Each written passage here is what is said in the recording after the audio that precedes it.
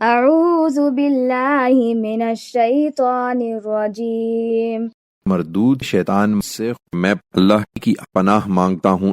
افمن يعلم انما انزل الیک من ربک الحق کمن هو اعمی انما یتذکر اولو الالباب۔ سو کیا جو شخص یہ جانتا ہے کہ جو کچھ تمہارے پروردگار کی طرف سے تمہاری طرف اتارا گیا ہے وہ حق ہے، اس شخص کے مانند ہو جائے گا جو اندھا ہے؟ یہ ایک یاد دہانی ہے، اور یاد دہانی تو وہی حاصل کرتے ہیں جو عقل والے ہیں۔ الذین یوفون بعہد اللہ ولا ینقضون المیثاق، جو اللہ کے عہد کو پورا کرتے ہیں اور اپنے اس پیمان کو توڑتے نہیں۔ والذین یصلون ما امر اللہ به ان یوصل ویخشون ربهم ویخافون سوء الحساب، اور جو اس چیز کو جوڑتے ہیں جسے اللہ نے جوڑے رکھنے کا حکم دیا ہے، اور اپنے رب سے ڈرتے اور برے حساب کا اندیشہ رکھتے ہیں۔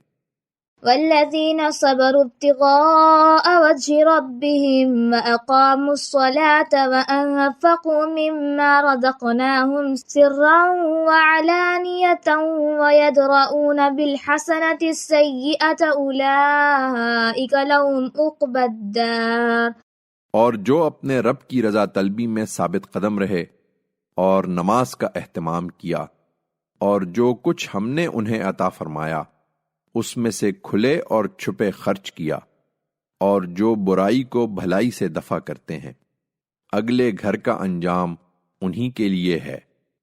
جنات عدن يدخلونها ومن صلح من آبائهم وأزواجهم وذرياتهم والملائكة يدخلون عليهم من كل باب، ابد کے باغ جن میں وہ داخل ہوں گے، اور وہ بھی جو ان کے آباء و اجداد اور ان کی بیویوں اور ان کی اولاد میں سے اس کے اہل بنیں گے۔ فرشتے ہر دروازے سے ان کے پاس آئیں گے۔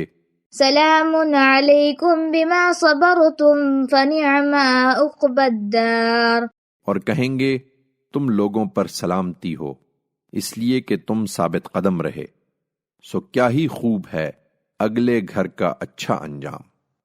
والذین ينقضون عہد اللہ من بعد میثاقہ ویقطعون ما امر اللہ به ان یوصل ویفسدون فی الارض اولئک لهم اللعنۃ ولهم سوء الدار۔ اس کے برخلاف جو اللہ کے عہد کو اس کے باندھ لینے کے بعد توڑ دیتے ہیں اور جسے اللہ نے جوڑنے کا حکم دیا ہے اسے کاٹتے ہیں اور اس طرح زمین میں فساد پھیلاتے ہیں، وہی ہیں جن کے لیے لعنت ہے اور جن کے لیے اس گھر کا نہایت برا انجام بھی ہے۔